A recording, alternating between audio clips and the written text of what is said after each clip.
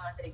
அதுக்குதான் நிறைய அவ வந்து சப்தபதி மந்திரங்களை வந்து நம்ம நிறைய வந்து லிசன் பண்ணணும் இந்த சென்ஸ். எப்படின்னா, அது வந்து எதுக்காக இந்த கதைக்கு நான் முன்னாடி இந்த இன்ட்ரடக்ஷன் கொடுக்குறேன் அப்படின்னு சொன்னா, பெரியவா தெய்வத்தின் குரல்ல சொல்லும் போது இந்த மாதிரி ஒவ்வொரு பதிவிரத்தைகளை பத்தி பேசும்போதும், பொம்னாட்டிகள் எப்படி இருக்கணும்னு சொல்லும் போதும் அதுல மெயினா சொல்றது வந்து சத்யவான் சாவித்திரியோட கதை தான். அதாவது என்னன்னா, ஹஸ்பண்ட் அப்படிங்கும் போது ப்ரையாரிட்டைஸ் பண்ணும் போது நம்ம எந்த வசதியான லெவல்ல இருந்தாலும் தெய்வத்துக்கு இதுவா நம்ம நிகரா அவளை இது பண்ணணும், ட்ரீட் பண்ணணும். அவளுக்கு வந்து கவனிச்சுக்க வேண்டிய பொறுப்பு கட்டாயம் நமக்கு இருக்கு. இந்த காலத்துல நிறைய அதுல வந்து இது இருக்கு, தப்புன்னு சொல்லல. ஆனா அந்த காலத்துல அதனால அவங்களுக்கு என்ன சிறப்பு, அதாவது மரணத்தையே கொண்டு போய் வெல்லக்கூடிய சக்தி வந்து ஒரு பதிவிரதைக்கு இருக்கு அப்படிங்கறதுக்கான இந்த கதை தான் இது. சாவித்ரி அப்படிங்கிறவ வந்து ரொம்ப ரூபவதி, அழகுல அவளை மிஞ்சிக்க இது இல்லை. அழகு மட்டும் கிடையாது சாவித்திரியோட இதுல, அவளுக்கு 64 கலையிலையும் அவ வந்து தேர்ச்சி பெற்றவள். அவளா இருந்தாலும் சரி, தமயந்தியா இருந்தாலும் சரி, இவங்கெல்லாம் வந்து அதிரூப சுந்தரி. மேனகை, ரம்பை இவங்களெல்லாம் தாண்டி, அதை தாண்டி ஐஸ்வர்யம் அவகிட்ட அவ பிறந்த நேரத்துல இருந்தே இருக்கு அவளுக்கு. இப்படிப்பட்ட அவ சத்தியமான கல்யாணம் பண்ணி பல சோதனைகளுக்கு இது பண்ணி, மாமனார், கண்ணு தெரியாத மாமனார் எல்லாரையும் கூட்டிட்டு ஒரு காட்டுக்கு வரக்கூடிய நிர்பந்தம் வருது. அந்த சமயத்துல அவ வந்து தனக்கான எந்த ஒரு டியூட்டியோ ரெஸ்பான்சிபிலிட்டியோ விடாம பதிவிரதா தர்மத்தோட நல்ல எல்லாரையும் கவனிச்சுக்கிறா.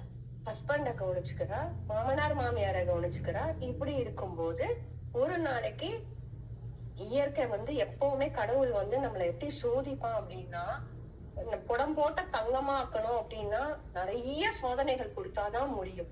அதே மாதிரி ஒரு நாளைக்கு சத்தியவான் வந்து மரணத்தை இது பண்ற நேரம் வருது. அப்படியே அவனும் கீழே விழுந்து இறந்து போறான்.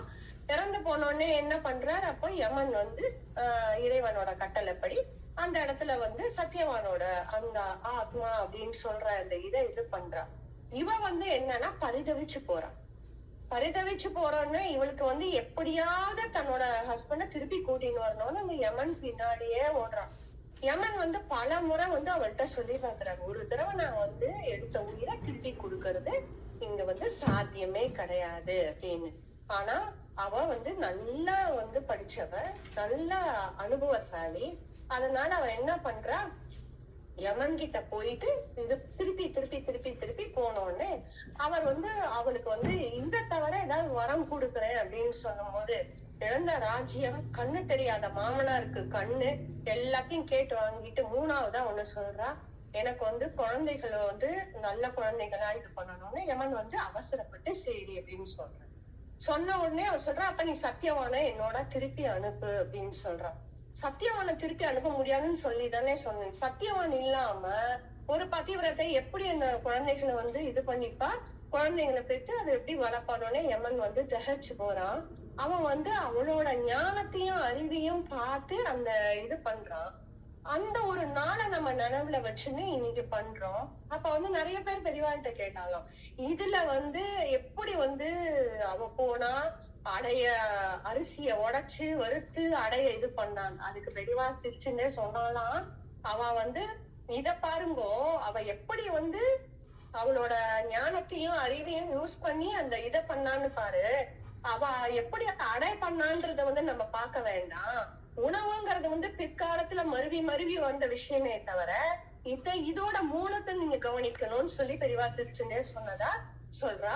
அதனால இன்னைக்கு அந்த நாள்ல வந்து நிறைய கான்ட்ரவர்சிஸ் போயிட்டு இருக்கு. இன்னைக்கு நாங்க பண்ணா நீங்க பண்ணணும், நாங்க 50% ஒர்க் பண்ணா நீங்க 50% ஒர்க் பண்ணணும், நான் குழந்தைக்கு டைப்பர் மாத்தினா நீங்க குளிப்பாடணும். அதெல்லாம் தப்பு கிடையாது, அதெல்லாம் ஒரு இதுவும் கிடையாது. அது வந்து ஒத்தரும் இருக்கிற அண்டர்ஸ்டாண்டிங். ஆனா ஒரு பொம்மநாட்டின்றவ ஒரு உடன் வந்து எப்பவுமே அந்த இத வந்து பெரியவா சொன்ன மாதிரி தெய்வத்துக்கு தெய்வமா நினைக்கலனாலும் பரவாயில்ல, ஒரு மரியாதையோட நடத்தி அவளை பேணினாக்க இந்த இதெல்லாம் செய்யணுங்கிறதுல அஸ்வமேத யாகம் அப்புறம் வந்து பல யாகம் பண்ணணுங்கிற அவசியமே கிடையாது. எல்லாம் தானாவே அவளுக்கு சித்திக்குங்கிறது பெரியவா வாக்கு.